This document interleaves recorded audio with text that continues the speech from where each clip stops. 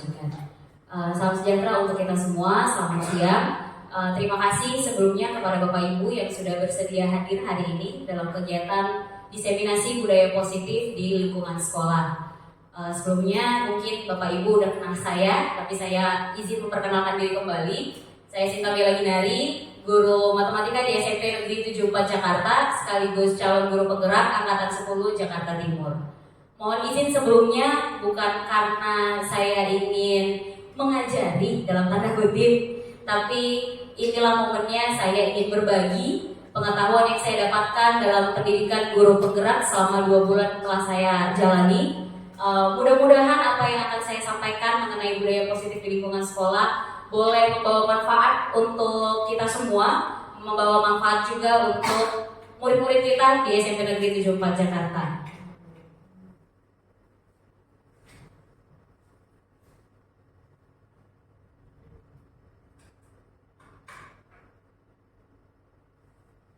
Ya, Bapak Ibu, ada beberapa konsep inti dalam budaya positif.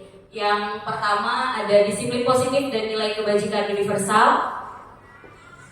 Silakan di depan, Ibu.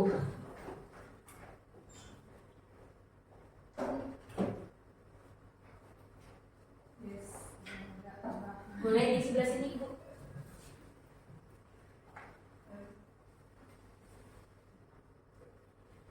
Yang pertama disiplin positif dan nilai kebajikan universal. Yang kedua teori motivasi, hukuman penghargaan. Yang ketiga keyakinan kelas. Keempat kebutuhan dasar manusia. Yang kelima posisi kontrol guru, dan yang keenam segitiga restitusi. Nanti satu persatu akan dibahas, walaupun mungkin tidak lebih dalam aplikasinya di kelas seperti apa, tapi setidaknya kita punya dasar pengetahuan yang sama bagaimana menerapkan konsep-konsep ini untuk menciptakan budaya positif di sekolah.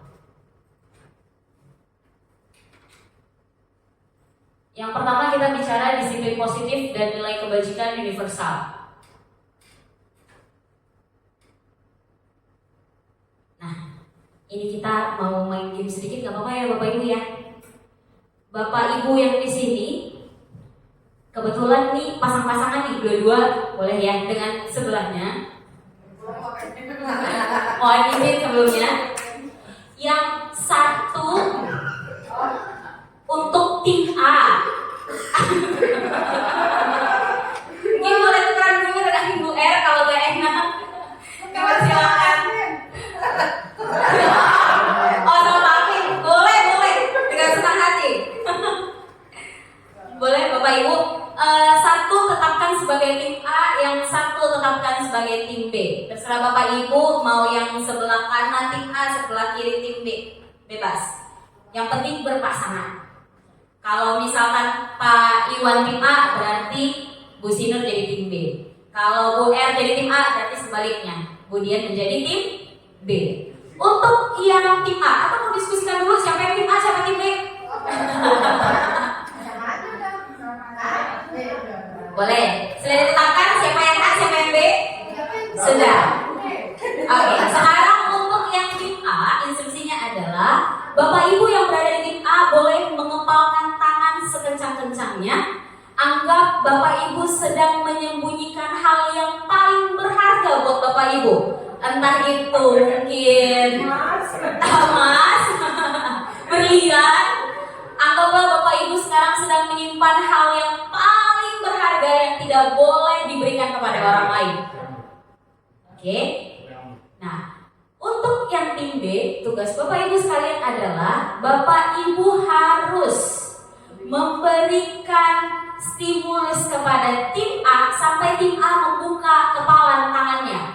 Boleh dengan membentak, boleh dengan membujuk, boleh dengan menggoda, boleh dengan meledek, boleh bebas dengan apapun. Berikan stimulus kepada tim A sampai tim A mau membuka kepalan tangannya.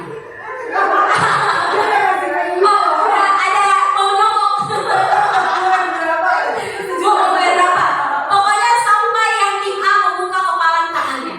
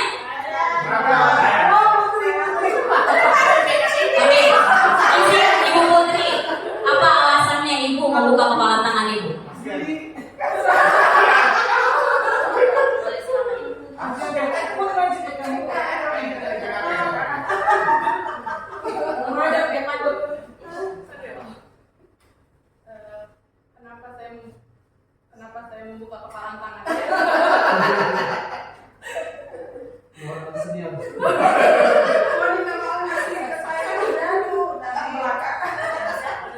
Kenapa saya membuka kepala saya?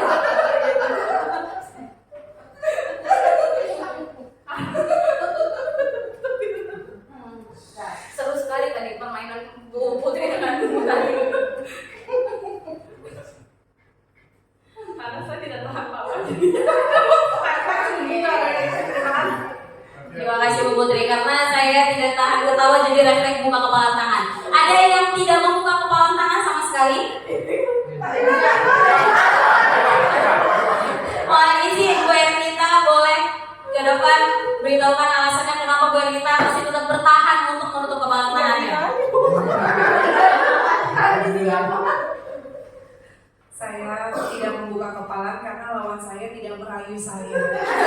Jadi katanya dia pasif aja dan pasrah. Terima kasih.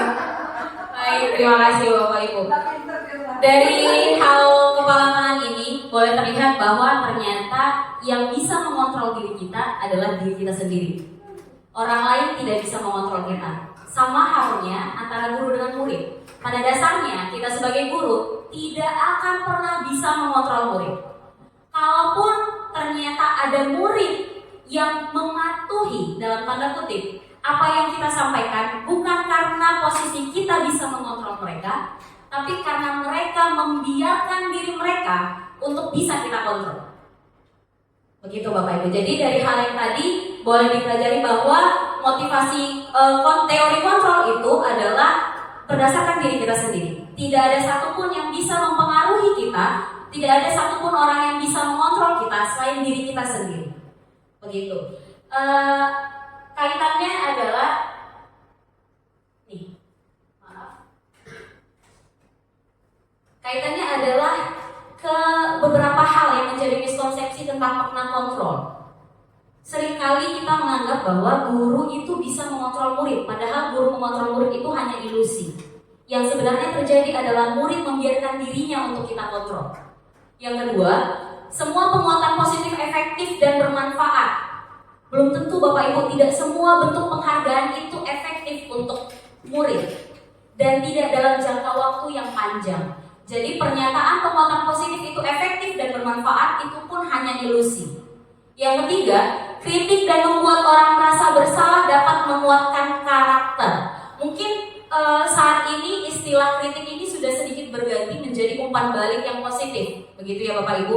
Kalau kesannya disampaikan kritik itu seperti kesannya itu seperti menjatuhkan kalau tidak disampaikan dalam kegiatan atau momen yang tepat. Jadi kalau kritik dan membuat orang merasa bersalah dapat menguatkan karakter itu pun hanya ilusi. Itu sebuah miskonsepsi. Dan miskonsepsi yang terakhir adalah orang dewasa memiliki hak untuk memaksa. Kita seringkali sebagai seorang dewasa menganggap bahwa kita lebih tahu, lebih paham yang terbaik buat murid-murid kita. Padahal seringkali kita jatuhnya memaksa. Yang seharusnya terjadi adalah kita membimbing mereka untuk memahami segala sesuatu punya resiko dan konsekuensi tersendiri. Begitu Bapak Ibu. Ini mengenai makna kontrol dari seorang psikiater berasal dari Amerika Serikat yang bernama Dr. William Glasser. Kemudian dari teori kontrol tersebut kita perlu, bukan karena kalau kata pepatah, kalau mau mengubah sesuatu dalam jangka waktu pendek, ubah cara kerjanya. Tapi kalau mau ubah dalam jangka waktu panjang dan permanen, ubah cara pikirnya. Jadi mindset kita harus sedikit berubah. Paradigma kita tentang pembelajaran harus sedikit berubah. Yaitu kalau sebelumnya kita menganggap realitas atau kebutuhan kita atau kebutuhan murid itu sama, pada kenyataannya adalah kebutuhan murid kita berbeda-beda. Yang kedua, semua orang melihat hal yang sama. Kalau misalkan nih contohnya saya masuk tadi ke ruangan ini, hal yang pertama kali saya lihat adalah AC. Belum tentu Bapak Ibu ketika masuk ruangan ini yang pertama kali dilihat juga AC. Bisa jadi melihat meja dulu, bisa jadi melihat dinding dulu. Jadi pada kenyataannya setiap orang memiliki gambaran yang berbeda-beda. Kemudian kita mencoba mengubah orang agar berpandangan sama dengan kita. pada dasarnya tidak ada orang yang punya pandangan yang sama. Tapi yang seharusnya terjadi adalah kita berusaha memahami pandangan orang lain tentang dunia. Kemudian perilaku buruk dilihat sebagai suatu kesalahan. Ini pun baru saya pahami ketika saya menjalani pendidikan guru penggerak 2 bulan ini, bahwa ternyata perilaku buruk tidak selalu menjadi suatu kesalahan. Tapi ternyata semua perilaku murid-murid kita itu adalah memiliki tujuan tertentu. Perilaku yang dilakukan mereka itu ada tujuan tertentu dan ada motivasi tertentu dan untuk memenuhi kebutuhan mereka sendiri. Jadi kalau selama ini saya berpikir ya yang salah ya salah, yang benar ya benar gitu. Ternyata ada hal-hal lain, ada faktor-faktor lain yang harus saya lihat, mengubah kacamata saya sebagai guru untuk melihat murid itu seperti apa. Kemudian orang lain bisa mengontrol saya. Pada kenyataannya yang bisa mengontrol diri kita adalah diri kita sendiri. Orang lain tidak bisa mengontrol kita. Selanjutnya saya bisa mengontrol orang lain, sama bahwa kita juga tidak bisa mengontrol orang lain. Kita tidak bisa mengontrol murid. Kalau sebelumnya saya berpikir di kelas saya adalah pemimpin pembelajaran, dalam artian ternyata salah. Pemimpin pembelajaran seharusnya adalah saya membimbing mereka di dalam pembelajaran untuk melaksanakan pembelajaran yang berpihak untuk mereka. Sedangkan yang sebelumnya saya merasa saya pemimpin pembelajaran, mereka harus ikut instruksi saya. Apa yang terjadi di kelas itu harus sepengetahuan saya dan harus kendalinya ada di saya gitu. Sebelumnya saya berpikir seperti itu. Pada kenyataannya ternyata tidak ada yang bisa mengontrol mereka. Harus mereka sendiri yang punya kesadaran untuk mau belajar. Dan untuk punya kesadaran itu, itulah tugasnya kita membimbing mereka. Selanjutnya pemaksaan ada pada saat bujukan gagal. Pada kenyataannya kolaborasi dan konsensus menciptakan pilihan-pilihan baru. Jadi gak ada ceritanya pemaksaan, begitu Bapak Ibu. Tidak ada ceritanya pemaksaan. Jadi kalau pemaksaan ada saat bujukan gagal itu juga perspektif yang kurang tepat. Kemudian yang terakhir model berpikir menang kalah, model berpikir menang-menang. Ini mungkin kaitannya ketika ada anak yang berantem mungkin ya, yang berkelahi, kita selalu ada win-win solution. Padahal win-win solutionnya adalah siapa yang salah, siapa yang benar, begitu. Yang salah yang harus minta maaf dengan yang benar. Pada kenyataannya ternyata kita sebagai guru harus bisa membuat mereka berdua ini di posisi yang menang. Dalam artian menang bukan berarti tidak merasa salah. Dalam artian menang di sini adalah identitas mereka sebagai murid itu tidak tergoyahkan. Jadi identitas mereka tidak gagal. Mereka tidak merasa bahwa mereka, oh saya orang yang salah, saya nggak bisa begini, saya nggak bisa mengikuti instruksi gurunya, saya tidak bisa mengikuti apa kata gurunya, saya tidak bisa berteman dengan teman saya. Pokoknya semua konsep-konsep kegagalan itu jadi ada nempel pada dirinya. Padahal harusnya kita itu membuat mereka berdua harus menyadari, oke, kita validasi bahwa tindakan salah satu dari mereka adalah salah, tapi kemudian kita harus membangun jati diri mereka sebagai identitas murid yang berhasil. Berhasil dalam artian mereka tahu mereka salah, mereka bisa untuk memperbaiki kesalahan mereka dan mereka harus bisa memberikan solusi untuk memperbaiki kesalahan mereka. Jadi solusi itu bukan dari kita, melainkan solusi itu harus datang dari diri mereka.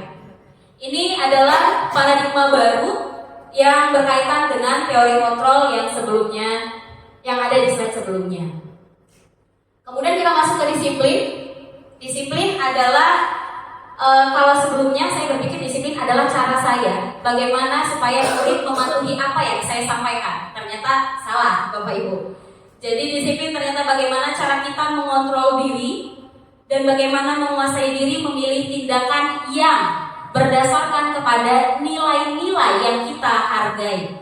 Nilai-nilai apa yang kita hargai? Itulah nilai-nilai kebajikan universal. Apa itu nilai-nilai kebajikan universal? Nilai-nilai yang semua kita di sini percayai. Artinya, kalau saya percaya kejujuran menjadi nilai yang saya hargai, sudah pasti Bapak Ibu kan pasti memilih kejujuran sebagai nilai yang Bapak Ibu hargai.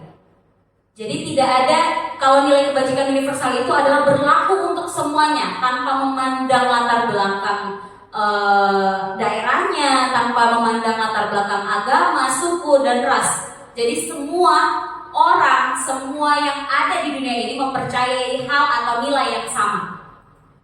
Contoh-contoh nilai kebajikan universal, kalau di pendidikan guru penggerak kami diberikan ada 6 institusi yang menyediakan atau menuliskan nilai-nilai kebajikan universal seperti toleransi, rasa hormat. Ini kita semua percaya bareng-bareng ya Bapak Ibu ya. Integritas, mandiri, menghargai, antusias, empati, bahkan sampai tanggung jawab, persahabatan, berinisiatif. Ini semua pasti kita percaya bersama. Tapi dari 6 institusi ini ada satu yang paling sangat kena untuk kita sebagai SMP Negeri 74 Jakarta yang menerapkan kurikulum merdeka. Yang paling kita percayai adalah dari profil pelajar Pancasila. Tentunya ada 6 di sana: beriman bertakwa kepada Tuhan Yang Maha Esa dan berakhlak mulia, mandiri, bernalar kritis, berkebinekaan global, bergotong royong, dan kreatif. Ini nilai-nilai yang kita harapkan kita bisa tanamkan kepada murid-murid kita di SMP Negeri 74 dengan cara apa? Dengan cara menerapkan perilaku-perilaku positif supaya terbentuk budaya positif. Berikutnya tentang teori motivasi, hukuman, dan penghargaan. Kalau tadi ada teori kontrol, disebutkan bahwa memang kita tidak bisa mengontrol orang lain dan orang lain tidak bisa mengontrol kita. Karena apa? Karena masing-masing kita punya motivasi sendiri untuk melakukan segala sesuatu. Motivasi saya datang untuk ke sekolah ini adalah saya untuk mengajari anak-anak murid, saya untuk bekerja, saya untuk menemukan kebahagiaan dengan anak-anak murid. Dan mungkin Bapak Ibu juga punya motivasi yang berbeda-beda untuk datang sampai di 74 ini. Jadi setiap kita punya motivasi sendiri-sendiri. Dan motivasi ini secara garis besar dibuat menjadi 3 bagian. Yang pertama adalah untuk menghindari ketidaknyamanan atau hukuman. Yang kedua, untuk mendapatkan imbalan atau penghargaan dari orang lain. Dan yang ketiga, untuk menjadi orang yang mereka inginkan dan menghargai diri sendiri dengan nilai-nilai yang mereka percaya. Jadi pilihannya secara garis besar adalah 3. Yang pertama untuk menghindari hukuman. Yang kedua untuk mendapat imbalan atau penghargaan. Yang ketiga adalah untuk menjadi seseorang yang kita percaya kita mau menjadi seperti apa. Ini motivasi perilaku manusia secara garis besar, karena pada umumnya murid-murid kita juga sama seperti kita Bapak Ibu. Ketika mereka terlambat hadir ke sekolah, mereka mungkin dapat konsekuensi untuk menulis, misalnya menulis rangkuman ya Bapak Ibu ya. Antara 2 kan ya. Mereka cepat-cepat datang ke sekolah lari-lari, antara memang mereka menghindari hukuman mencatat atau merangkum, atau yang kedua mereka memang mau untuk tepat waktu, atau memang mereka ternyata bisa dihargai sama gurunya kalau datang itu lebih cepat. Jadi kurang lebih memang semua manusia punya motivasi tersendiri untuk melakukan atau untuk bertindak. Kemudian ada hukuman. Hukuman ini sedikit beda ya Bapak Ibu dengan konsekuensi ya. Kalau hukuman itu sifatnya satu arah dan terjadi secara tiba-tiba biasanya. Lalu di hukuman ini murid itu dengan guru tidak punya kesepakatan yang jelas sebelumnya. Jadi ketika mereka berbuat salah, kita secara tiba-tiba aja untuk mengekspresikan kekesalan kita, mengekspresikan bahwa mereka salah dalam keadaan kita sebelumnya tidak punya kesepakatan apapun. Misalkan kalau ada yang terlambat datang, kita marah, padahal sebelumnya mungkin tidak ada kesepakatan mengenai keterlambatan dengan anak-anak. Sedangkan konsekuensi itu biasanya terencana. Jadi kita sudah ada kesepakatan dulu dengan anak-anak. Kalau istilah sekarang yang dipakai wali kelas, sudah ada kesepakatan kelas, sudah ada aturannya. Kalau di kita sekolah, lingkupnya sekolah, sudah ada tata tertibnya. Sehingga mereka tahu sebelumnya, oh iya saya tahu ketika saya datang terlambat, maka konsekuensinya adalah saya harus merangkum. Saya tahu ketika saya datang terlambat, konsekuensinya adalah saya harus ketinggalan pelajaran 1 jam pelajaran di awal. Tapi yang secara tiba-tiba itu dianggap sebagai hukuman. Misalkan datang kita suruh lari keliling lapangan, atau datang kita omelin dulu, itu bentuknya menjadi hukuman. Lalu hukuman versus penghargaan. Kalau menurut Bapak Ibu, mana yang efektif? Hukuman atau penghargaan?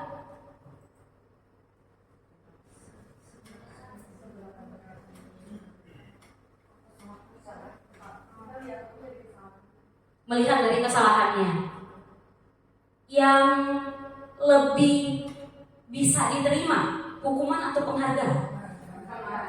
Penghargaan.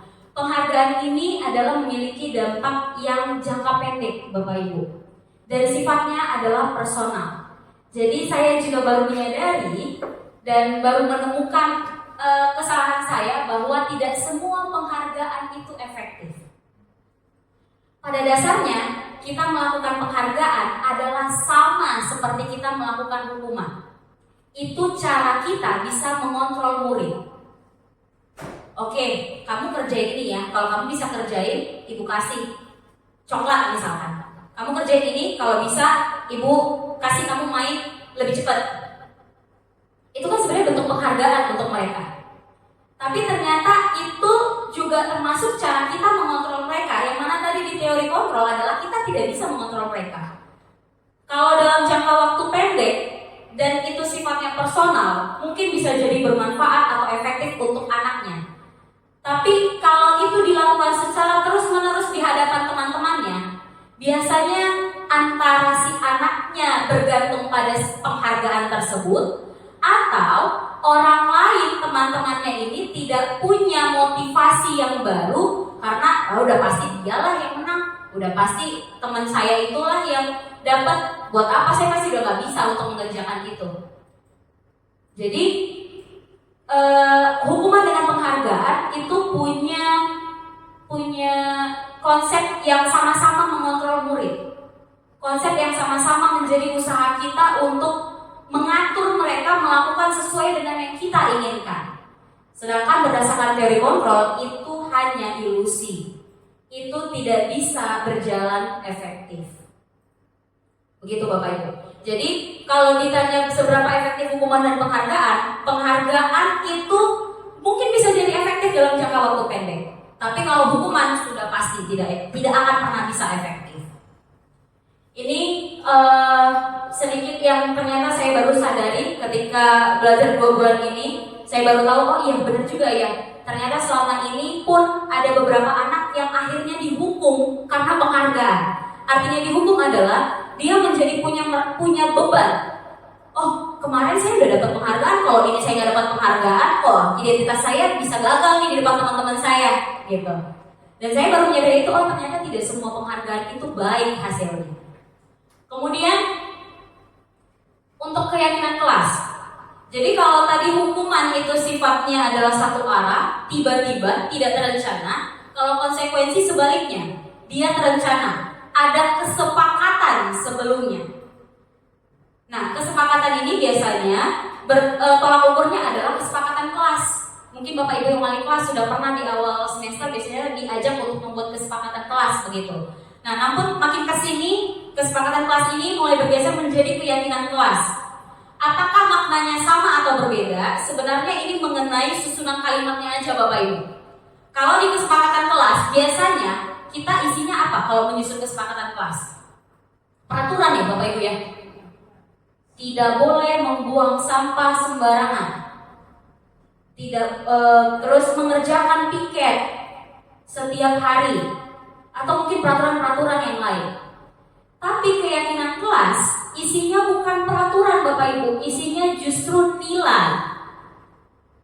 Contoh, kesepakatan kelas mungkin di kelas mana ada kesepakatan kelas di kelas 9 biar lebih mudah untuk kita telusuri bagaimana mengubahnya menjadi keyakinan kelas. Di kelas Bapak Ibu ada? Ada? Bapak Ibu masih ingat apa kesepakatan kelas di kelasnya masing-masing? Boleh disampaikan mungkin beberapa atau semua kalau hafal? Gak apa-apa Ibu. dicontek dulu, dilihat kesepakatan kelasnya apa saja yang sudah ada di kelasnya masing-masing.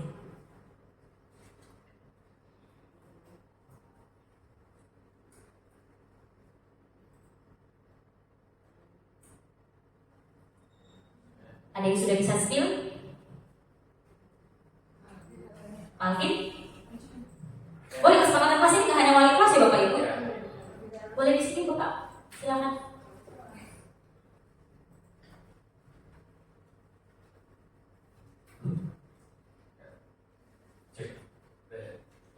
Untuk kesepakatan kelas ataupun untuk keyakinan, kebetulan juga ini saya sudah membaca modulnya ya.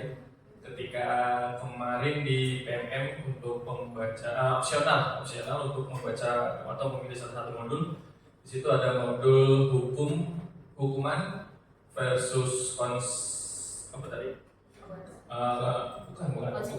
hukuman versus konsekuensi versus restitusi. Nah, di situ juga ada yang namanya keyakinan kelas. Nah, untuk kesepakatan saya spill sedikit Bu ya, contoh Bu ya.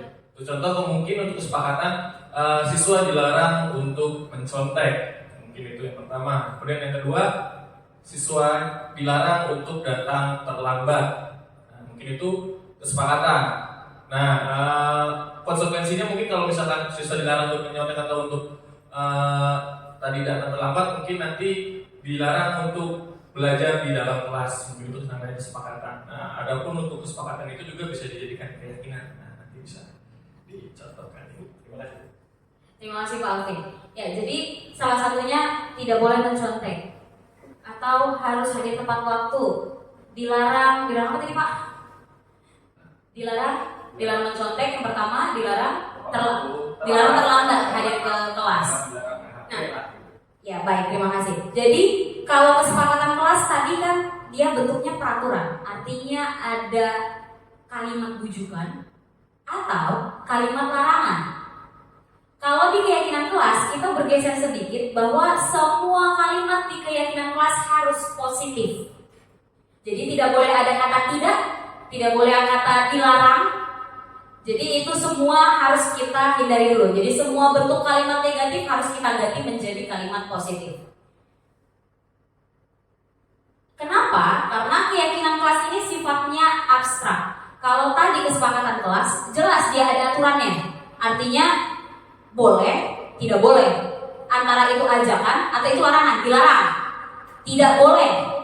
Harus begini. Itu kan ajakan, harus mengerjakan tugas dengan tepat waktu. Itu bentuknya adalah ajakan. Dan keyakinan kelas ini berupa pernyataan universal. Jadi dia tidak sespesifik peraturan kelas atau kesepakatan kelas.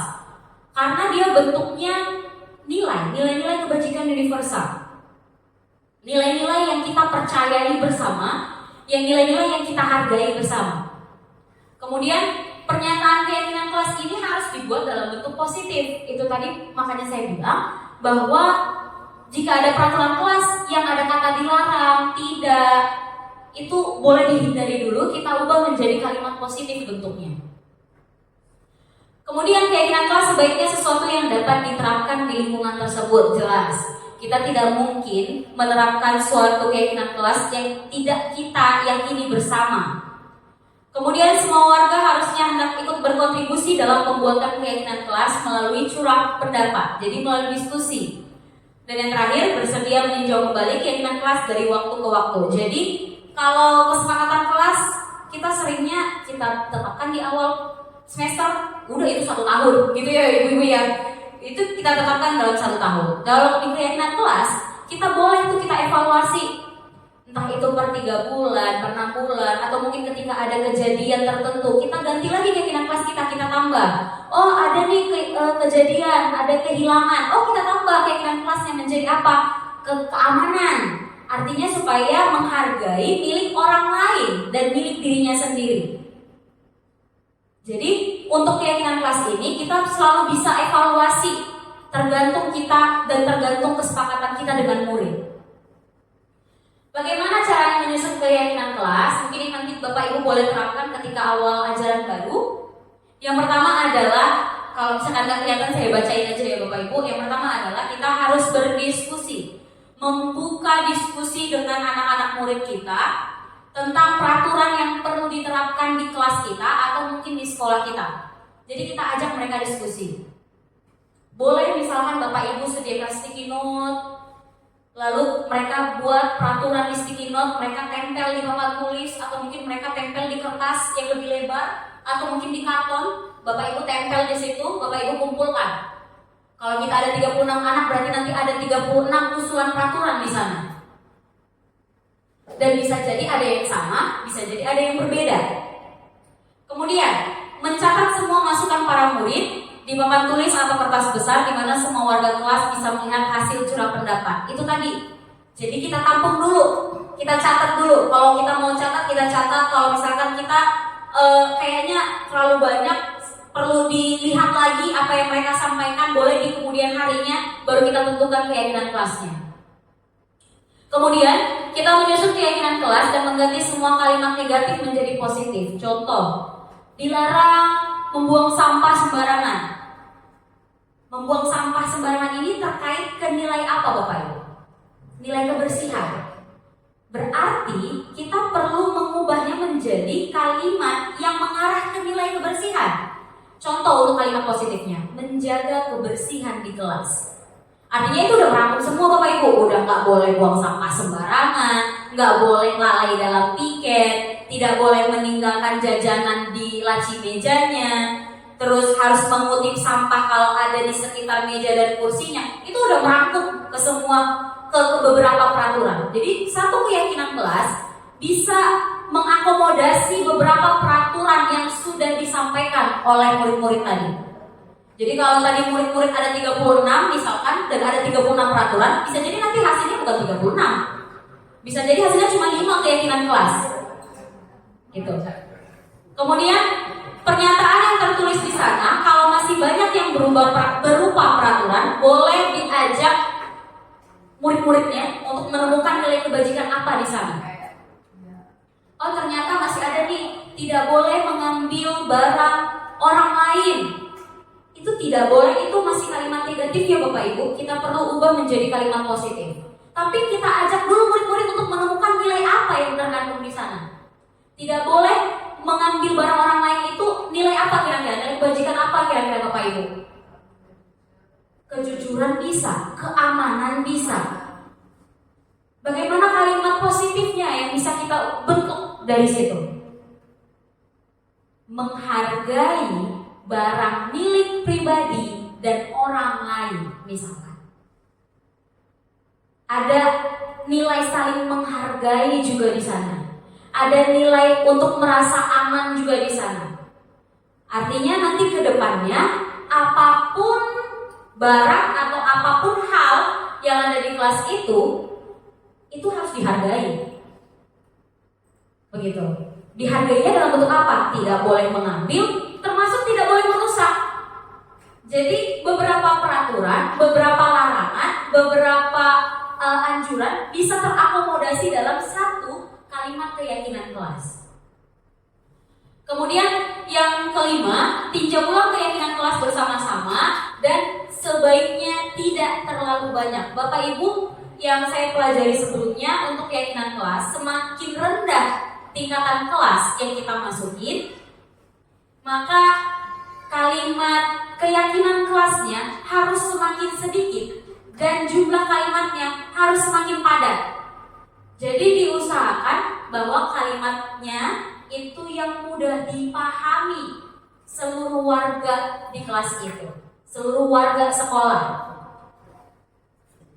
Dan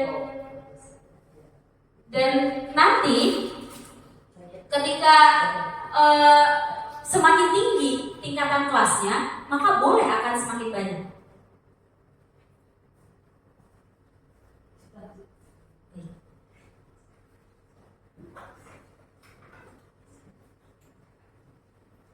Maka semakin tinggi tingkatan kelasnya, maka boleh kita makin memperbanyak. Karena kalau anak SMP kan sudah bisa mengingat lebih daripada 3 kata begitu. Kalau masih SD, mereka paling, kalau misalnya saya boleh membedakan, kalau kelas 1 paling harus belajar senam, harus terpenuhi tadi senang, harus belajar, harus merasa senang, harus merasa bahagia, harus merasa aman. Jadi kalimatnya itu singkat-singkat aja Bapak Ibu. Itu kalau untuk tingkatan SD. Tapi semakin kita ke SMP, seperti yang tadi, menghargai barang milik pribadi dan orang lain. Udah agak banyak tuh kalimatnya Bapak Ibu. Jadi semakin tinggi lagi nanti sampai SMA, udah boleh agak dibanyakin lagi kalimatnya.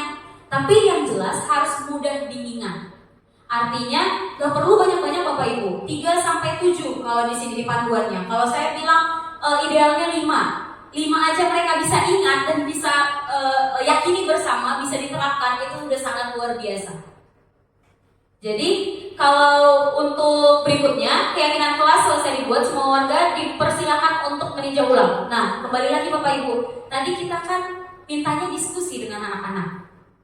Kita meminta pendapat mereka. Lalu kita membimbing mereka untuk semakin, yang tadinya 36 peraturan udah berkurang jadi 5 keyakinan kelas. Tapi itu pun kita harus kembalikan lagi ke murid. Apakah kita semua bisa menyetujuinya? Kalau bisa menyetujuinya, baru kita langsung ke tingkatan yang ke-7.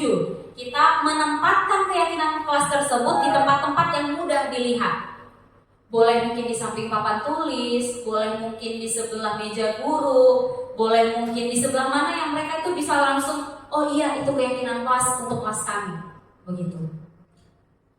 Tapi kalau ternyata masih ada yang belum menyetujuinya, masih belum boleh Bapak Ibu, karena keyakinan kelas sifatnya adalah harus kesepakatan, atas dasar kesepakatan kita sebagai guru dengan murid-murid kita.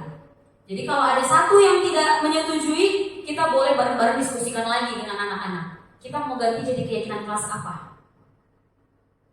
Jadi mungkin itu tips dan trik sedikit untuk membentuk keyakinan kelas. Barangkali nanti ketika tahun ajaran baru, kita semua udah bisa membentuk keyakinan kelas di kelas kita masing-masing. Dan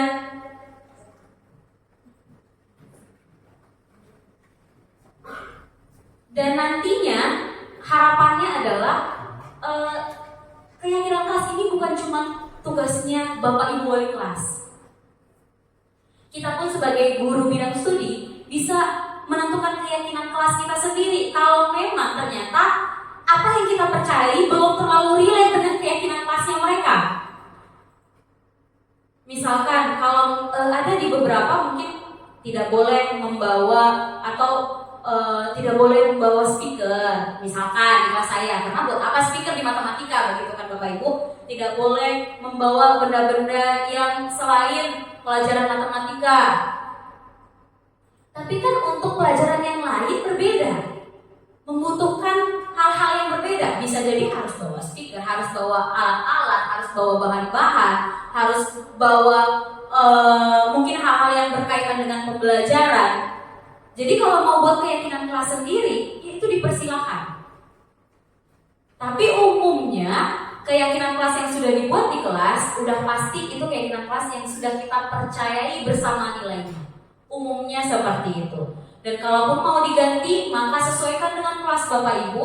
Apakah memang sudah layak untuk diganti? Kalau memang layak diganti, boleh ditambahkan, boleh diganti. Kalau memang belum dan masih relate dengan murid-murid yang ada di kelas, silakan dilanjutkan. Itu untuk keyakinan kelas. Kemudian selanjutnya konsep inti dari budaya positif, kita akan mengetahui tentang kebutuhan dasar manusia. Bapak Ibu, tahu ya gambar itu ya Bapak Ibu ya? Itu adalah Bapak Ki Hajar Dewantara pernah mengatakan, kita ambil contoh perbandingannya dengan hidup tumbuh-tumbuhan seorang petani. Dalam hakikatnya sama kewajibannya dengan seorang pendidik. Yang menanam padi misalnya hanya dapat menuntun tumbuhnya padi. Ia dapat memperbaiki kondisi tanah, memelihara tanaman padi, memberi pupuk dan air, membasmi ulat dan jamur yang mengganggu hidup tanaman padi dan lain sebagainya. Jadi pada hakikatnya kita digambarkan seperti seorang petani Bapak Ibu, dan padinya adalah murid-murid kita. Untuk menginginkan padi yang berkualitas, padi yang bagus, kita nggak bisa serta-merta Oh, padinya yang dipotong, padinya nanti dicabut, padinya nanti diganti-ganti, padinya yang diutak-atik, gak bisa Bapak Ibu. Yang kita bisa ubah adalah lingkungan sekitarnya. Artinya menjadi tugas kita bersama, bukan hanya saya dengan Bu Hana sebagai CGP Angkatan 10 di Jakarta Timur, tapi juga tugas kita semuanya untuk menciptakan lingkungan belajar yang positif untuk anak-anak bisa berkembang sesuai dengan kemampuannya. Karena pada dasarnya memang setiap anak adalah unik dan setiap perilaku punya alasan tersendiri, dan mereka lakukan itu dengan tujuan yang hanya mereka yang bisa paham. Nah, kaitannya kebutuhan dasar manusia adalah karena kita menganggap anak-anak itu tadi seperti padi, kita harus jaga tanahnya, harus kita lihat oh tanahnya masih subur atau tidak, ada hama atau tidak, ada gangguan lain atau tidak. Maka sama halnya dengan itu kita harus memahami kebutuhan dasarnya mereka itu apa.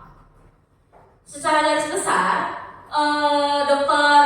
William Glasser yang tadi psikiater dari Amerika Serikat menyimpulkan bahwa ada 5 kebutuhan dasar manusia.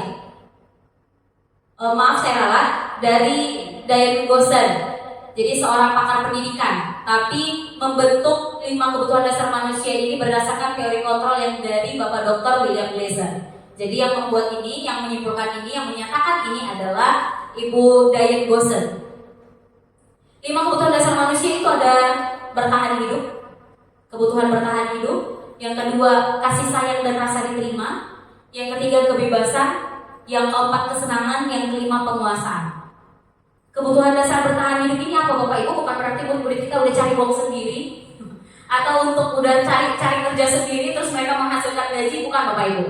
Kebutuhan mereka dalam bertahan hidup di sini adalah ini secara fisiologis.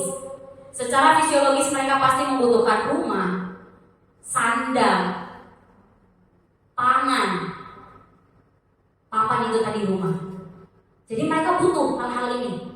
Kalau kebutuhan dasar mereka yang fisiologis ini tidak terpenuhi, maka bisa jadi di luar dampaknya adalah mereka akan mencari dan melakukan tindakan-tindakan untuk memenuhi kebutuhan itu. Itu makanya ada, kita tahu anak ada mencuri makanan. Kenapa? Karena lapar, kebutuhan dasarnya dia tidak terpenuhi. Lalu yang berikutnya untuk bertahan hidup ini ada yang dari sisi biologis, kebutuhan untuk melahirkan atau memiliki keturunan. Bisa juga kebutuhan di sini itu kebutuhan merasa aman.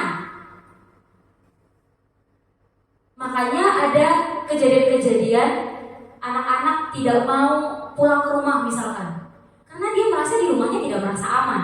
Dia merasa aman di sekolah. Kenapa? Oh, guru-gurunya welcome sama dia. Guru-gurunya selalu pagi tersenyum, sampai pulang disalam, senyum. Sedangkan mungkin di rumah tidak mendapatkan hal yang sama. Dia merasa lebih aman di sekolah daripada di rumah. Makanya seringkali pada nyariin orang tuanya, ibu anak saya di mana ya? Karena mungkin dia merasa amannya bukan di rumah, di tempat lain. Begitu. Yang kedua itu kebutuhan kasih sayang dan rasa diterima. Ini kaitannya adalah kebutuhan kita sebagai manusia untuk tetap terkait, untuk tetap terkoneksi dengan orang-orang yang kita percayai seperti teman kita, keluarga kita, atau mungkin orang-orang yang ada di kelompok-kelompok kita. Jadi mereka ini mengharapkan harus ada rasa penerimaan, bahwa mereka diakui di komunitasnya. Diakui dalam arti adalah mereka tidak dianggap tersisihkan. Kalau kebutuhan ini tidak terpenuhi, biasanya dampaknya adalah anak-anak ini akan merasa tersingkir. Kayak kalau Bapak Ibu seringkali kita melihat ada anak-anak yang tidak punya teman, atau mungkin temannya hanya 1, 2, bisa jadi ada kebutuhan ini yang masih belum terpenuhi. Maka menjadi tugas dan tanggung jawab kita bersama, bagaimana kita bisa membangunkan motivasi dari dirinya sendiri. Gak bisa kita yang, ayo berteman ya, taruh sini. Gak bisa Bapak Ibu, karena kita gak bisa mengontrol dirinya. Tugas kita adalah bagaimana kita mencari motivasi dari dirinya Bagaimana kamu bisa terpenuhi kebutuhanmu untuk rasa diterima di teman-teman ini bagaimana? Harus dia yang menemukan caranya. Karena kalau kita yang menemukan caranya, dia hanya nurut sama kita. Tapi kalau kita mencari solusi dari anaknya, bisa jadi dia akan cari tahu, oh iya ya, ternyata saya merasa tidak diterima kalau teman saya berbuat hal seperti ini. Dia yang harus bisa mempetakan, oh kenapa begini ya, kenapa begini. Dan solusinya harus dari anaknya juga. Bu, saya maunya berteman. Mungkin itu udah berulang kali kita kasih penguatan. Anaknya nanti akan pelan-pelan, Bu, saya mau dia berkelompok, tapi maunya sama si ayah untuk minggu pertama. Harapannya kalau kita terus mencari dan memenuhi kebutuhannya ini, di minggu-minggu berikutnya atau di bulan-bulan berikutnya, oh iya Bu, saya boleh ditempatkan di kelompok mana aja. Nah, yang ketiga itu kebutuhan kebebasan.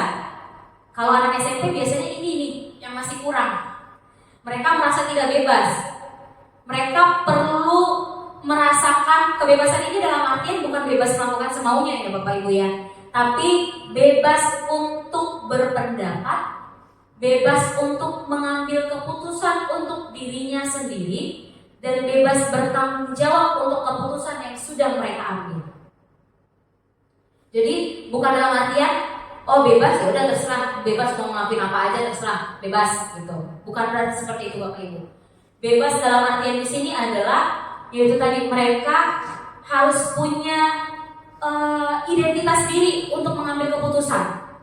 Mereka harus punya statement istilahnya. Mereka harus bisa mengambil keputusannya sendiri dan bertanggung jawab untuk keputusannya itu. Jadi kalau enggak nanti kalau kamu begitu, hasilnya nanti jadi begini, nanti kamu begini. Kita mungkin sebagai orang dewasa akan lebih tahu dampak dan resiko dari keputusan yang mereka ambil. Tapi pada dasarnya mereka juga perlu merasakan konsekuensi dan resiko dari keputusan yang mereka ambil. Supaya apa? Supaya mereka bisa belajar. Justru dari belajar itulah terbentuk perilaku-perilaku positif dari diri mereka.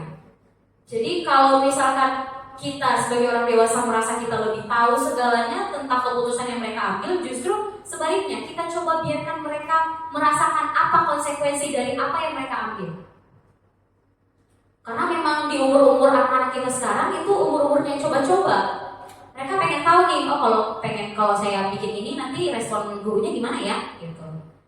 Dan mereka biasanya jatuhnya membandingkan Bapak Ibu. Oh kalau sama ibu yang ini gak dimarahin kok. Oh sama bapak yang ini juga kayaknya dibebasin aja. Tapi kalau sama ibu ini terlalu strict banget nih, dikit-dikit nanti ditegur nih. Nah dampaknya adalah mereka tidak bisa menemukan jati dirinya mereka. Mereka tergantung pada kondisi sekitarnya mereka. Melihat oh kalau si A begini berarti saya harus seperti ini. Melihat si B seperti ini, dia tidak bisa menemukan karena dia tidak terbiasa untuk mengambil keputusan untuk dirinya sendiri. Yang berikutnya, kebutuhan kesenangan. Kebutuhan kesenangan ini terkait dengan rasa kenikmatan. Artinya bagaimana kita sebagai guru menciptakan lingkungan pembelajaran yang mereka bisa nikmati. Karena kalau mereka nggak bisa nikmatin, itu jatuhnya juga pemaksaan Bapak Ibu. Jatuhnya juga kita jadi mengontrol mereka untuk mengikuti apa yang kita mau. Nah, mereka harus punya kesempatan untuk menikmati apa yang mereka lakukan. Makanya seringkali kan Bapak Ibu kalau misalkan anak-anak yang kinestetik tuh, ketika misalkan contoh pelajaran IPA atau matematika, ada eksperimen misalkan, oh mereka pasti udah cepet banget itu. Karena mereka menikmati, kebutuhan mereka akan kesenangan ini terpenuhi. Mereka langsung kayaknya serius banget ngerjain. Walaupun mungkin yang dilakukannya ada yang salah, ada yang tidak tepat, tapi mereka serius mengerjakan. Kayak penasaran gitu, kayaknya ketika mereka menemukan, oh ini saya suka nih, yang bagian-bagian bergerak-bergerak ini saya suka nih, bagian lari-lari begini saya suka nih. PJOK, banyak banget anak laki-laki pasti sangat suka PJOK. Kenapa? Karena mereka menikmati. Jadi kebutuhan mereka akan kesenangan terpenuhi di pelajaran PJOK. Sebaliknya kalau masuk matematika, boro-boro ya Bapak Ibu ya, kita baru masuk aja kayaknya mereka ada yang gitu. Kenapa? Karena kebutuhan mereka akan kesenangan ini belum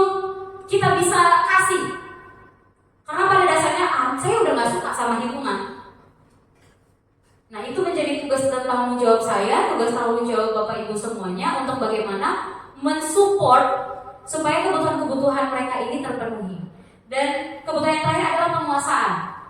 Jadi saya baru tahu Bapak Ibu kalau ternyata seorang anak itu butuh diakui kemampuannya, sekecil apapun itu.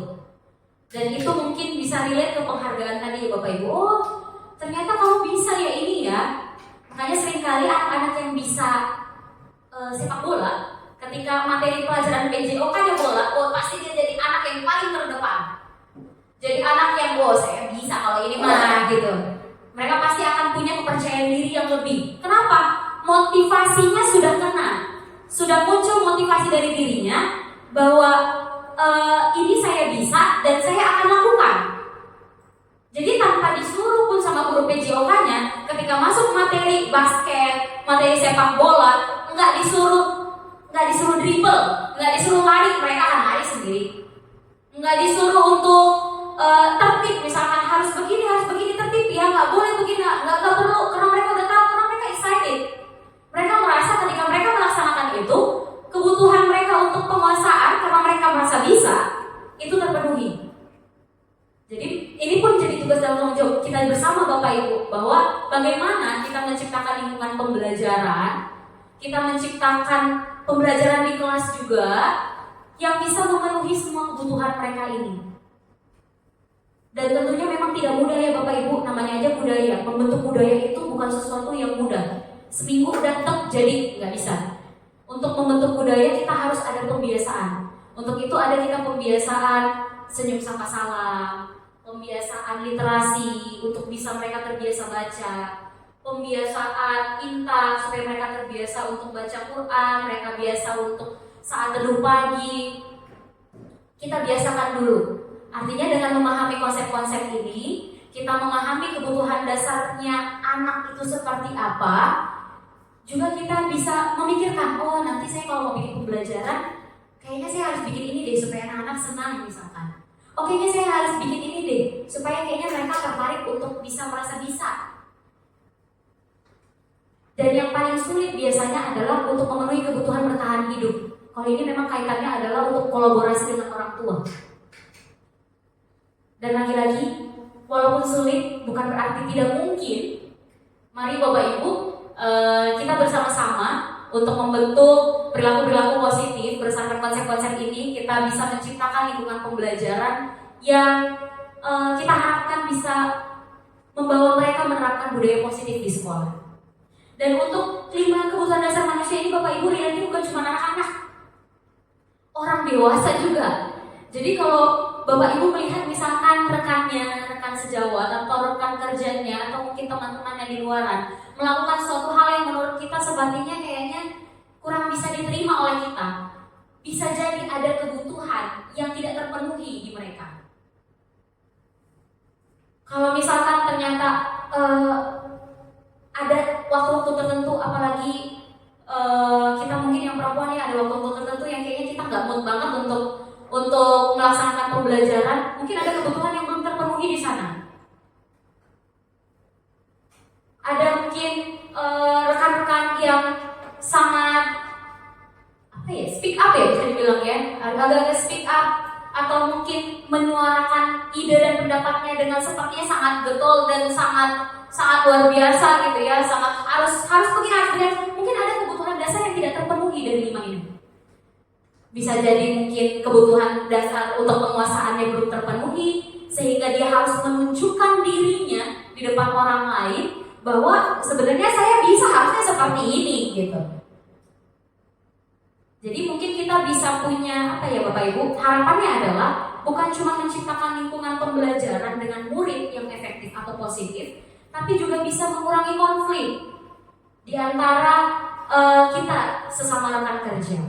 Artinya kita menyadari bahwa setiap perilaku yang kita lakukan atau teman-teman kita lakukan itu ada motivasi tersendiri, ada tujuan tertentu, atau mungkin ada kebutuhan dasarnya yang tidak terpenuhi.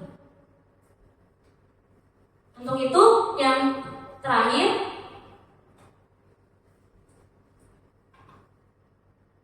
belum terakhir Bapak Ibu, yang kelima masih ya Bapak Ibu, masih ada satu lagi. Yang berikutnya adalah posisi kontrol guru. Ketika kita sudah mengetahui kebutuhan dasar anak-anak kita, maka saatnya kita harus bisa menempatkan diri.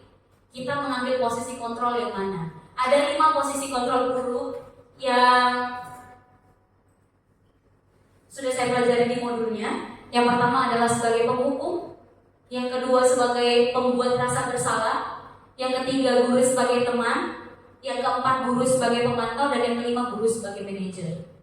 Bedanya apa? Bedanya adalah mungkin salah satu dari Bapak Ibu boleh menjadi volunteer di depan supaya kita menunjukkan bagaimana aslinya untuk sebagai penghukum itu seperti apa, sebagai pembuat rasa bersalah itu seperti apa.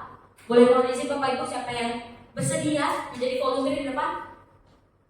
Yang menjadi murid yang terlambat. Ntar saya dukung. Supaya saya mencontohkan bedanya di mana ya Bapak Ibu ya. Mohon kesediaannya Bapak Ibu mungkin ada? Boleh silakan Pak Alvin. Sebagai murid yang terlambat ya Pak Alvin ya. Boleh di depan sini Bapak Ibu. Bapak Ibu, Pak Alvin. Pak Alvin sekarang boleh kita seperti drama ya Pak ya. Ya. Jadi Bapak sebagai seorang murid yang terlambat, nanti saya akan memberikan respon untuk menunjukkan tiap poin yang ada di depan, tiap posisi kontrol yang ada di depan. Nanti Bapak baru masuk nih ya? Iya baru masuk. Saya kalau anak-anak terlambat gimana Pak? Mabuk gitu ya. Kenapa terlambat? Maaf Bu, tadi kucing tetangga saya lagi kan. Kamu terlambat setiap hari terlambat, itu aja kerjaanmu. Kucing juga diurusin. Sekarang kamu lari keliling lapangan 5 kali. Sekarang Bu. Masih nanya, saya tambahin 10 kali. Siap Bu. Itu contoh sebagai penghukum. Maaf ya Pak. Itu contoh sebagai penghukum Bapak Ibu. Itu artinya hukuman itu tadi balik seperti materi yang sebelumnya. Hukuman itu tiba-tiba. Kita nggak punya kesepakatan di awal bahwa kalau terlambat konsekuensinya seperti apa, nggak ada. Pokoknya melihat anak datang, ya pokoknya saya marah, saya kasih hukuman, selesai. Kamu pokoknya harus tahu kamu salah. Artinya identitas si anak langsung kita gagal. Kita nggak nanya dia kenapa, kita nggak nanya apakah kucingnya masih selamat atau enggak. Kita nggak nanya itu, nggak ada briefing sama sekali karena sifatnya tiba-tiba. Nah, selanjutnya kalau di pembuat rasa bersalah, silakan Bapak boleh mengulangi yang tadi. Kemarin ya. Silakan Pak. Selamat pagi Bu, maaf Bu saya terlambat. Ya ampun Alvin, kenapa terlambat? Ya Bu, bangunnya kesiangan Bu. Setiap hari terlambat. Kamu gak kasihan sama orang tuamu? Gak kasihan sama ibu? Kasihan Bu, tapi ya gimana lagi Bu, mata saya nggak bisa melek Bu. Kamu itu selalu terlambat setiap hari. Kamu kasihan dong. Nah kalau nanti ibu dimarahin kepala sekolah gimana? Kalau nanti ditegur sama kepala sekolah catatan kehadirannya udah banyak terlambat gimana? Iya Bu, saya minta maaf. Makasih Pak Alvin. Itu adalah guru membuat rasa bersalah Bapak Ibu. Artinya kita menempatkan anak melakukan sesuatu berdasarkan POV-nya kita. Kalau saya ini gimana nanti nak? Kalau saya dihukum gimana? Bukan dihukum ya Pak. Kalau saya ditegur gimana? Malu lah di kelas saya, di kelas kita. Masa kamu doang yang terlambat dari semua 74? Cuma kamu di kelas saya yang terlambat. Kamu gak kasihan sama saya? Besok-besok jangan terlambat ya demi ibu. Itu membuat rasa bersalah Bapak Ibu. Artinya yang lebih menariknya ternyata saya pikir guru sebagai penghukum itu dampaknya lebih ngeri dibandingkan guru sebagai pembuat rasa bersalah. Ternyata sebaliknya. Pembuat rasa bersalah dampaknya lebih dalam. Kenapa? Karena tidak terlihat. Kalau tadi penghukum biasanya respon anak adalah hukum mulu, dikit-dikit suruh lari, mereka bisa menumpahkan emosinya. Tapi kalau pembuat rasa bersalah, secara nggak sadar psikologisnya mereka, iya ya saya salah ya ampun iya ya, oh iya ya, ternyata orang lain jadi kena gara-gara saya, oh ternyata banyak yang kena sasaran gara-gara saya. dampaknya biasanya tidak terlihat, tapi makin ke dalam, makin banyak, dan sewaktu-waktu nanti bisa ngamuk tiba-tiba. Nah, berikutnya adalah guru sebagai teman. Bapak mohon izin, mohon maaf, boleh diulangi lagi Pak? Lagi ya. Misi Bu, maaf saya telat. Ya ampun Alvin, dari mana? Dari rumah Bu. Kenapa bisa terlambat? Malamnya mabar Mobile Legends Bu. Ih mabar, tapi gak ajak-ajak ibu mabar. Oh iya Bu, lupa ngintip Bu. Ya udah deh, tapi ini absennya gimana? Ya udah nanti ibu urusin deh ya absennya ya, nanti ibu yang hapusin gak apa-apa. Tapi besok-besok jangan ulangin loh. Ya udah balik ke kelas sana. Nah itu sebagai teman Bapak Ibu. Dari kalau di penghukum kan suara kita tinggi ya Bapak Ibu ya. Pembuat rasa bersalah, suara kita tidak tinggi, tapi kayaknya ngekik gitu. Kayaknya langsung menyerang langsung ke kesalahannya dia gitu. Kalau di teman, kita kayak teman. Tapi dampaknya Bapak Ibu, kalau yang untuk guru sebagai teman, dampaknya adalah anak ini akan bisa berikut-berikutnya tepat waktu, tapi bergantung pada guru yang bersangkutan. Jadi kalau bukan bapak ini, kalau bukan ibu ini, saya nggak mau mematuhi aturan. Kenapa? Karena merasa ya itu tadi kebutuhan dasarnya diterima itu dapat dengan si guru tersebut. Kalau sama ibu ini, aku bisa lebih fleksibel, nggak langsung dimarahin, nggak ditanya-tanya. Absen kita aman, gak ditanya-tanya banyak-banyak. Karena dia merasa kebutuhan dasarnya terpenuhi, kebutuhan dasar yang rasa diterima dan love belonging itu terpenuhi, maka dia akan bergantung pada guru ini. Maka bisa jadi dia akan melakukan perilaku yang berbeda dengan tiap guru. Berikutnya, guru sebagai pemantau. Nah kalau ini saya klarifikasi sepertinya kalau saya menyadari ya Bapak Ibu, karena setiap ada pelajaran di pendidikan guru penggerak selalu ada refleksi, saya merasa kayaknya ini saya gitu. Boleh sekali lagi Bapak? 2 kali lagi sih Pak. Misi Bu, maaf saya telat. Telat sudah berapa menit? 14 menit Bu. Udah tahu kan konsekuensinya kalau 14 menit? Sudah tahu Ibu. Oke, besok-besok masih diulangin nggak? Kayaknya sih enggak Bu. Oke, jalani konsekuensinya. Siap Ibu lari 14 putaran Bu. Konsekuensinya tadi seperti apa? Kalau 1 menitnya itu 10 kali putaran lari Bu. Oke, dilakukan, besok tidak boleh diulangi. Oh iya siap. Kembali ke kelas. Jadi kalau di pemantau Bapak Ibu, suaranya datar. Gak ada tinggi, gak ada rendah, gak ada yang iya kenapa sih nak? Nah, gak ada begitu. Oh iya. Dan langsung menekankan ke konsekuensi. Jadi guru-guru sebagai pemantau ini, termasuk saya sendiri, itu biasanya punya perhitungan dan data. Artinya kamu udah 3 kali loh. 3 kali, pokoknya harus ada konsekuensinya ya. Jalanin konsekuensinya. Masih sekali, oh yaudah masuk. Jadi penuh perhitungan data yang dimaksud adalah menjadi alasan kita apakah konsekuensi itu layak kita terapkan ke anak ini atau tidak. Nah biasanya guru-guru seperti ini ya kalau salah ya salah, nggak ada, pokoknya salah ya udah kerjain konsekuensinya. Salah kan?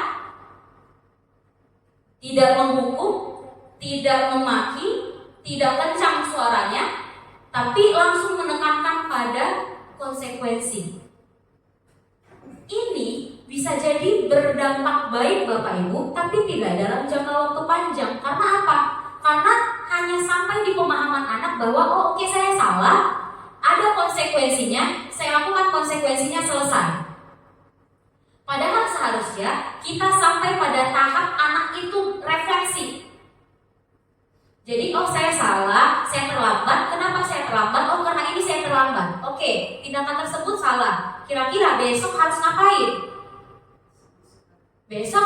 Harus dari anak tersebut. Contoh yang terakhir. Izin Pak, iya. Maaf Ibu, saya telat. Kenapa terlambat Lan? Ya bangunnya kesiangan Ibu.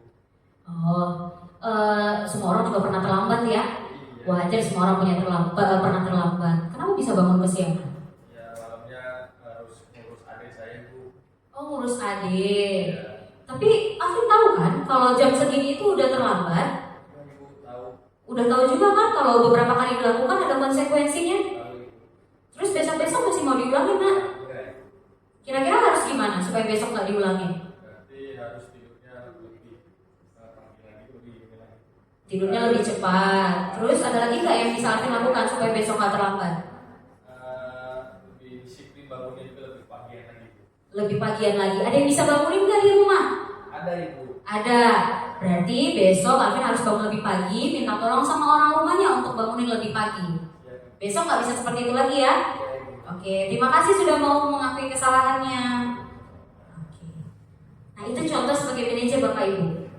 Ya mungkin tidak harus persis seperti itu, tapi kurang lebih. Boleh, terima kasih Bapak. Silakan duduk. Udah habis dimarahi, bentar-bentar. Tepuk tangan dulu untuk Pak Alvin. Nah, posisi guru sebagai manajer ini yang memang yang paling ideal Bapak Ibu. Yang paling ideal dan selain kita memang anak harus tahu mereka itu ketika buat salah ada konsekuensinya, mereka harus sadar sampai situ. Tapi di atasnya itu mereka harus punya refleksi bahwa selanjutnya saya harus apa supaya saya tidak melakukan kesalahan yang sama. Kita harus kasih pertanyaan-pertanyaan bermakna yang menggiring mereka bagaimana ya supaya saya berubah dari yang tadinya suka telat sampai akhirnya tidak telat lagi. Dan kesadaran itu harus muncul dari diri mereka sendiri. Gak bisa, oh besok kamu supaya gak terlambat bilangin ya bikin alarm, terus bilangin sama orang rumah begini-begini. Gak boleh, itu solusi dari kita. Solusi itu datangnya harus dari anak. Nah ketika anak sudah sampai di refleksi mencari solusi untuk kesalahannya, maka kita sudah berhasil mengambil posisi kontrol sebagai manajer. Itu tadi Bapak Ibu 5 posisi kontrol sebagai guru. Mudah-mudahan harapannya adalah kita semua nanti setelah ini bisa mengambil posisi kontrol sebagai manajer. Berikutnya segitiga restitusi. Nah tadi saya sampaikan Bapak Ibu jangan sampai hanya bahwa mereka tahu mereka salah dan mereka tahu konsekuensinya nanti ada. Tapi harus langkah lebih maju lagi Bapak Ibu.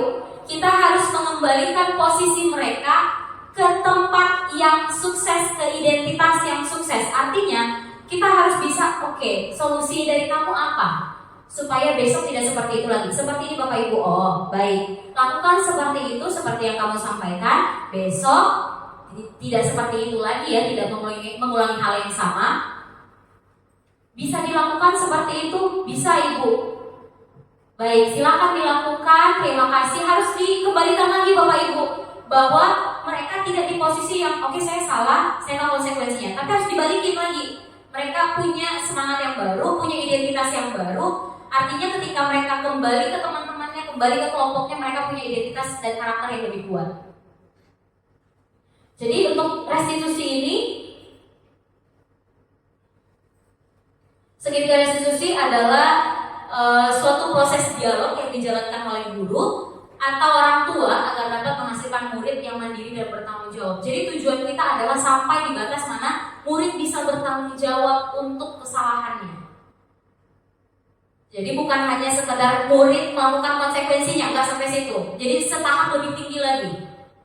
Nah, langkah-langkah restitusi itu adalah yang pertama menstabilkan identitas, yang ini.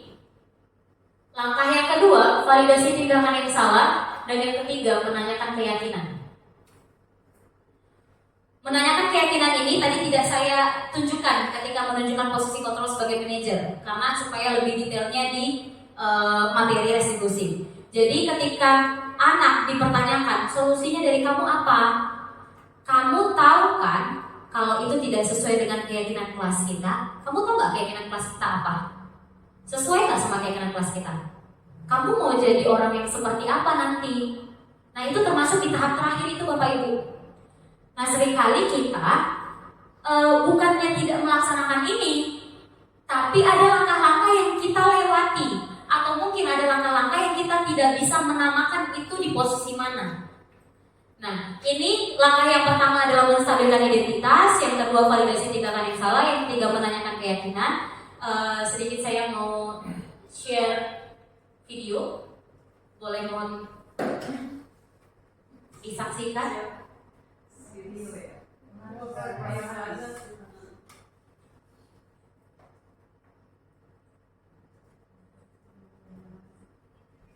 Sebentar Bapak Ibu.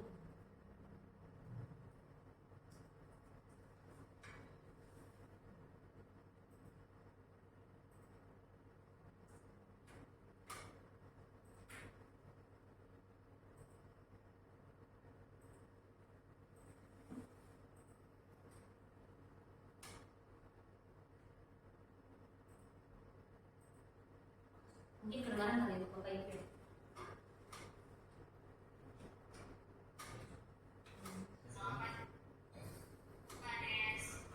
Kedengaran Bapak Ibu?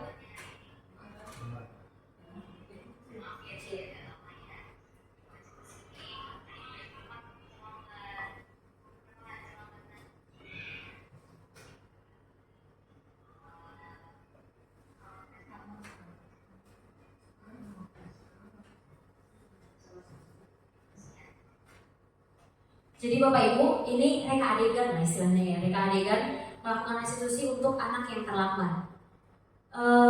Kalau umumnya mungkin kita langsung aja ya, langsung oke, ini terlambat, setelah itu konsekuensinya apa? Nah, kita pertama harus menstabilkan identitas. Menstabilkan identitas ini yang seperti apa?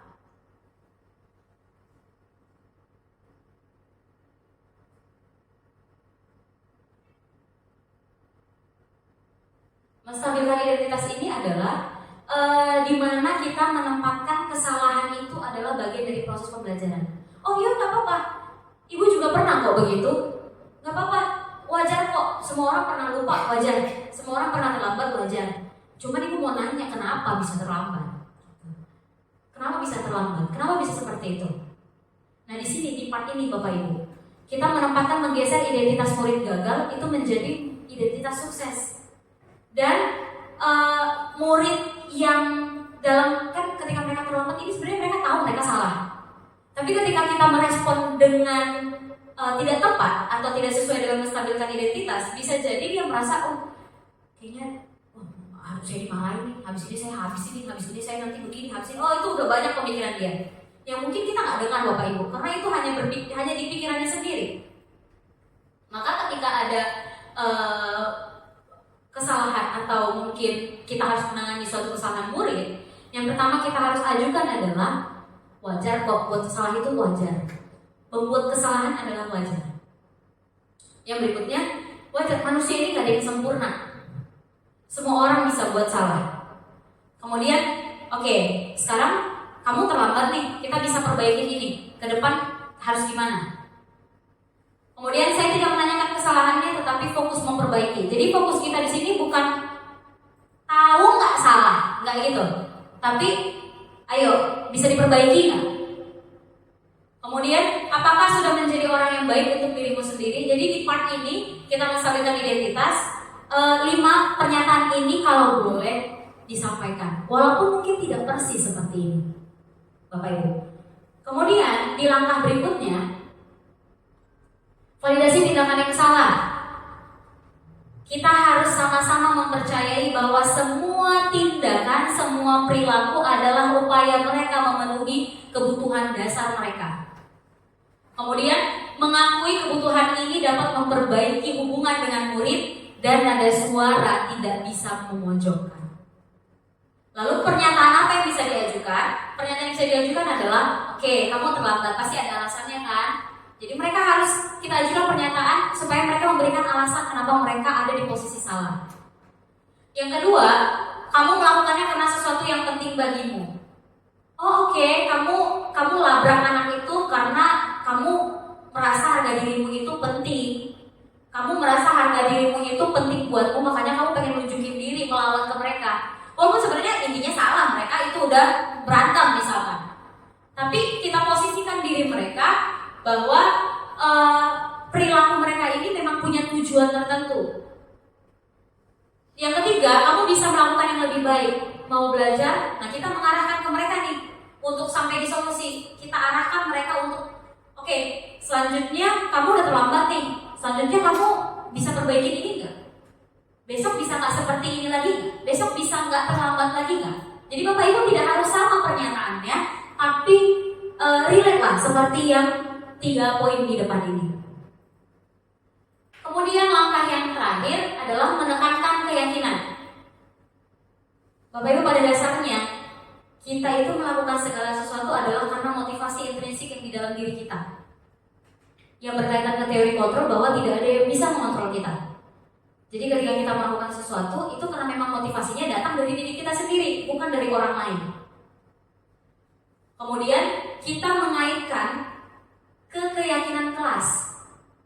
Artinya, oke, ini udah nggak sesuai dengan keyakinan kelas kita. Menurut kamu seperti apa? Oh, menurut saya tidak sesuai, Bu. Oke, kalau nggak sesuai berarti kamu tahu ya ini nggak tepat ya tindakannya. Ke depannya solusinya apa? Bapak Ibu tidak harus sama persis kalimat dengan yang saya sampaikan, karena mungkin ketika kita berkomunikasi dengan murid-murid ini kan berbeda-beda ya. Ada yang kita bisa ajak ngomong serius, ada yang bahkan ketika kita kasih pernyataan yang serius, mereka jadi bingung jawabnya gitu. Aduh, terlalu formal banget ini gitu kan. Jadi Bapak Ibu silakan sesuaikan. Artinya Bapak Ibu harus kita harus menyadari bahwa tahapan restitusi ini bukan hanya sampai memposisikan mereka, memvalidasi tindakan mereka salah, tapi harus lebih dari itu, mereka harus bisa sampai bertanggung jawab dan memberikan solusi untuk memperbaiki kesalahan mereka.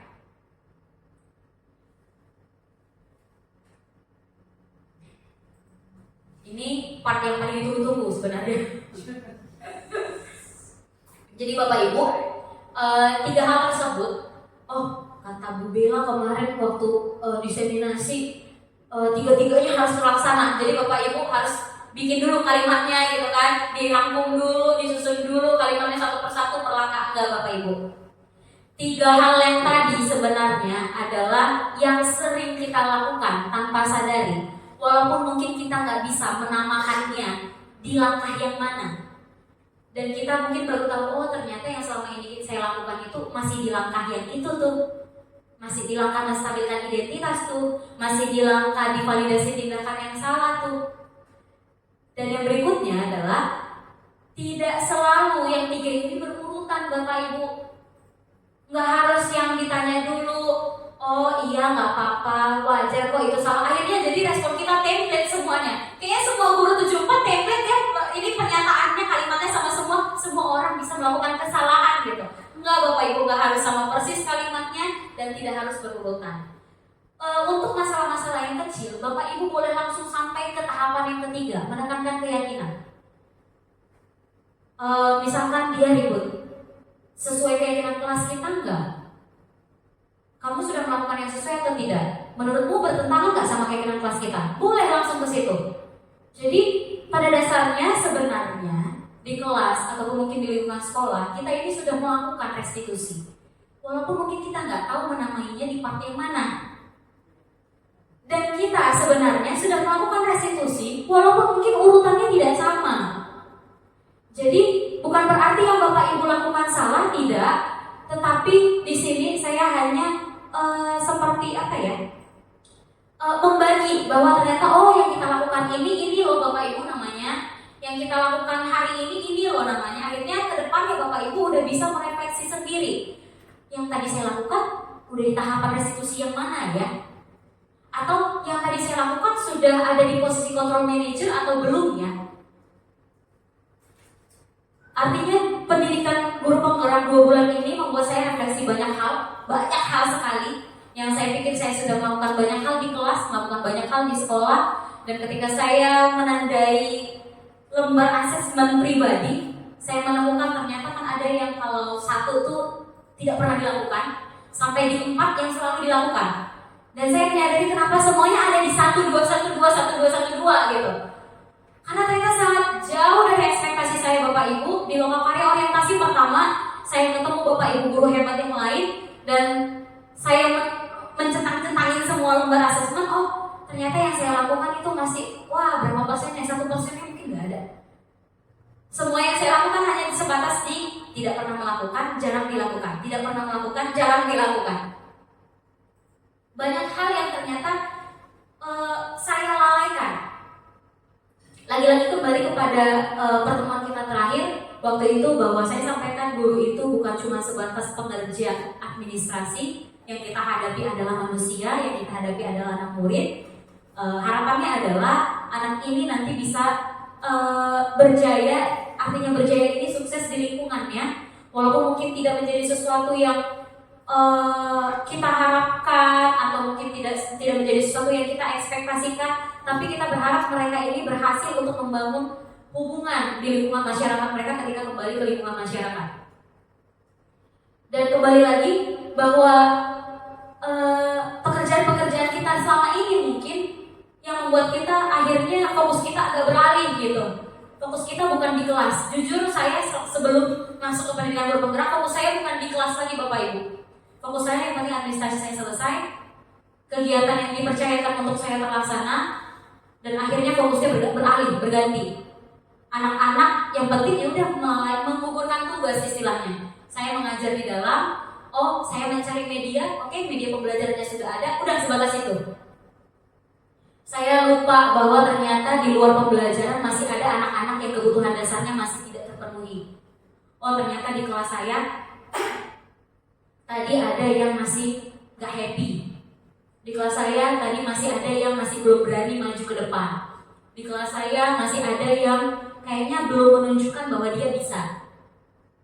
Nah, saya lupa untuk mengupgrade diri saya, bagaimana saya bisa mencari pengetahuan-pengetahuan baru untuk bisa memenuhi kebutuhan-kebutuhan mereka ini. Dan harapannya kedepannya untuk saya pribadi, dengan pendidikan guru penggerak, kedepannya saya bisa bukan hanya untuk mengajak Bapak Ibu semua, tapi terlebih dahulu mengubah diri saya sendiri yang semoga nantinya bisa menjadi inspirasi dan membawa manfaat buat Bapak Ibu yang ada di sini, di 74 ini. Dan harapan kedepannya semoga kita bisa berkolaborasi bersama Bapak Ibu, kita bisa bekerja sama untuk membentuk lingkungan pembelajaran yang positif, agar anak-anak kita dan kita bisa menerapkan budaya positif di sekolah dengan lebih baik.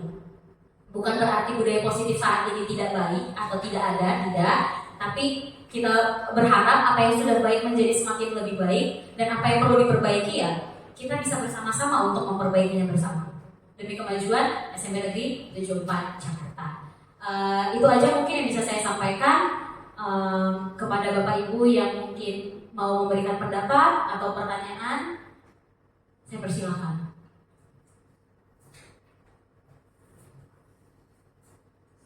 Iya, silakan Bu Ade. Boleh di depan, izin Ibu. Boleh Ibu, biar kedengaran suaranya Bu. Suara tuh lembut sih.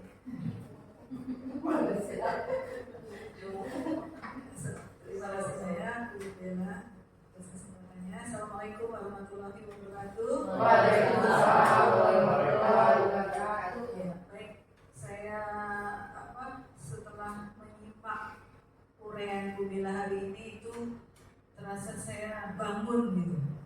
Beneran, bangun. Jadi ternyata selama ini saya itu banyak salahnya mengajar. Padahal saya sudah berapa tahun yang mengajar ya.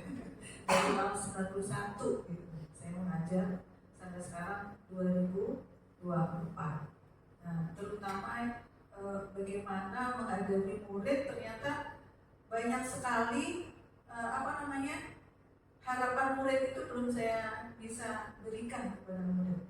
Nah, jadi itu artinya masih banyak sekali kekurangan pada diri saya. Jadi saya harus terus belajar dan sebagainya. Nah, terutama tadi untuk membentuk bagaimana budaya positif di siswa itu. Nah, itu memang ya, saya terima kasih banyak, ilmunya sangat bermanfaat untuk saya. Mudah-mudahan saya menjadi bersemangat untuk belajar lagi gitu.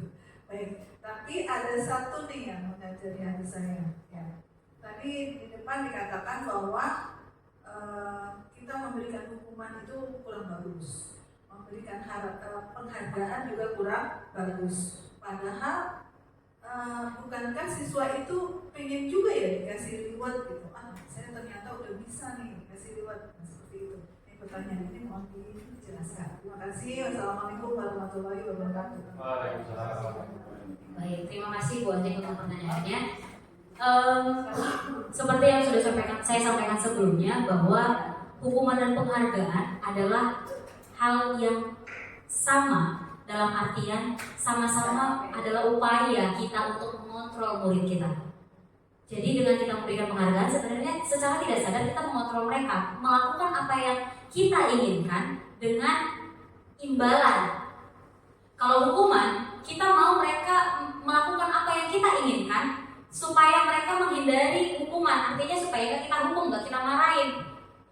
Dan kalau berkaitan tentang kebutuhan dasar masa diterima, tadi saya menyebutkan bahwa kebutuhan dasar anak itu harus terpenuhi, artinya mereka harus diakui keterampilannya, terus harus diterima, harus diakui di lingkungannya, harus merasa terkoneksi dengan orang-orang di sekitarnya. Lalu kaitannya dengan penghargaan seperti apa Bapak Ibu? Lagi-lagi penghargaan tidak efektif jika dilakukan dalam jangka panjang dan selalu diulang-ulang. Artinya, kalau kita melakukannya sekali dua kali dalam jangka waktu pendek dan kita lakukan secara personal ke anaknya langsung, gak ada masalah Bapak Ibu.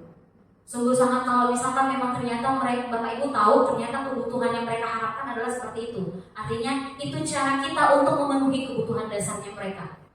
Tapi ketika kita mengulangi hal yang sama ini, memberikan penghargaan, setiap kita masuk ada penghargaan, setiap kita masuk ada penghargaan, nanti kita tanpa sadar kita mematikan kreativitasnya mereka. Yang harusnya mereka bisa action lebih gede lagi, mereka bisa buat kreasi yang lebih besar lagi, tapi hanya untuk sebatas yang penting aku sudah lebih maju daripada teman-temanku dan aku dapat hadiah.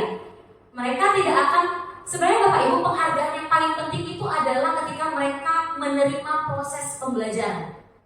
Artinya ketika mereka salah, mereka tahu nih mereka salah, kedepannya mereka tahu untuk refleksi, mereka akhirnya belajar mencari solusi untuk dirinya sendiri. Nah, part itu sebenarnya penghargaan utama untuk mereka. Part ketika mereka belajar dari hal yang salah menjadi menemukan solusi untuk dirinya mereka sendiri, partnya itu yang sesungguhnya penghargaan. Jadi bukan barang atau mungkin sesuatu yang kita berikan untuk mereka. Karena pada dasarnya itu hanya ilusi aja Bapak Ibu. Dan kalau memang tadi disampaikan, saya sampaikan bukan berarti tidak efektif, sama sekali tidak boleh dilakukan, tapi mohon tidak dilakukan secara terus-menerus dan dalam jangka waktu yang panjang. Karena nanti efeknya juga bisa jadi kepercayaan diri teman-teman yang lain yang kita jelas tahu Bapak Ibu, mungkin ada pasti beberapa anak yang tidak akan mungkin bisa melakukan yang sesuai yang kita harapkan. Artinya kalau kita kasih soal, oke, ini ada soal ya, nanti yang bisa dapat poin 5. Tapi kita tahu nih, di antara anak-anak ini pasti ada yang tidak akan mungkin bisa melaksanakan itu, tidak akan mungkin bisa mencapai itu. Nah, nanti akan ada terbentuk persepsi di diri mereka bahwa ya udah, buat apa juga saya belajar? Toh yang dapat nilai juga yang bisa-bisa aja kok yang di depan. Jadi kalau misalkan kita melakukannya dalam jangka waktu pendek dan kita sampaikan itu secara personal, gak masalah Bapak Ibu, asalkan tidak di depan teman-teman yang lain. Kalau itu harus dilakukan di depan teman-teman yang lain, mohon tidak berulang kali dilakukan. Karena itu jatuhnya adalah mematikan kreativitasnya mereka, membuat mereka menjadi malas untuk explore hal-hal baru yang seharusnya mereka bisa belajar lebih lagi. Ketika kita tidak menjanjikan penghargaan, bisa jadi ternyata yang mereka lakukan ternyata lebih besar dari yang kita harapkan. Oke, ini misal contoh ya Bapak Ibu ya, kalau di matematika. Kalian kerjakan ini, yang bisa ngerjain ini nanti dapat poin 5. 5 orang pertama dapat poin 5. Oh, semua mengerjakan. Padahal Bapak Ibu kalau itu kita lakukan berulang kali, kita nggak sadar ternyata ada anak-anak yang ternyata soal lebih sulit pun bisa.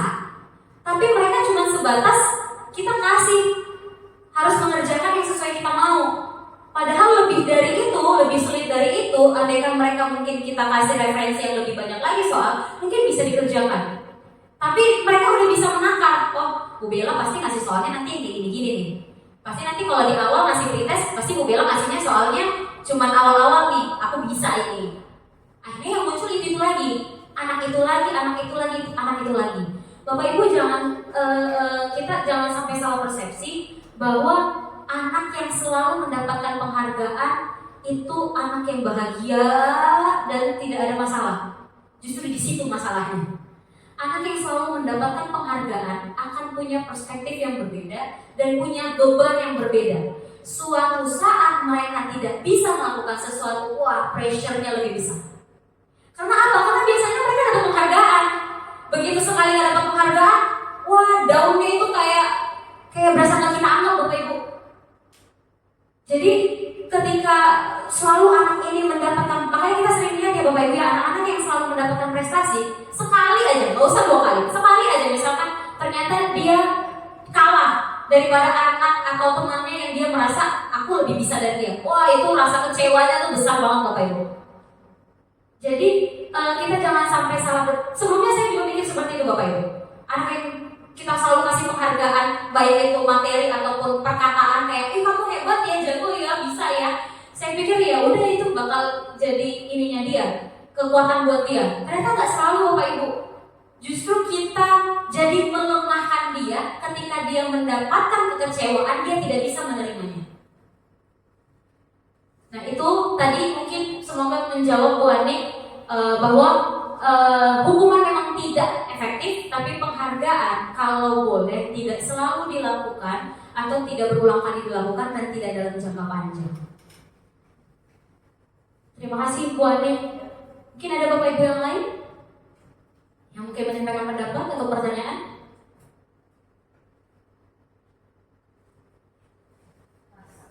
As? Baik. Baik, mungkin itu saja yang boleh saya paparkan dalam kegiatan diseminasi hari ini. Semoga kita semua mendapatkan hal yang bermanfaat dari diseminasi kali ini. Terima kasih Bapak Ibu atas partisipasi aktif Bapak Ibu semua dalam kegiatan diseminasi budaya positif hari ini. Semoga budaya positif yang hari ini Bapak Ibu terima boleh dikembangkan di kelasnya atau mungkin di lingkungan sekolah. Bersama-sama kita menciptakan lingkungan pembelajaran yang positif agar tercipta budaya positif di SMP Negeri 74 Jakarta. Akhir kata, wassalamualaikum warahmatullahi wabarakatuh. Salam sejahtera dan selamat siang untuk Bapak Ibu semuanya.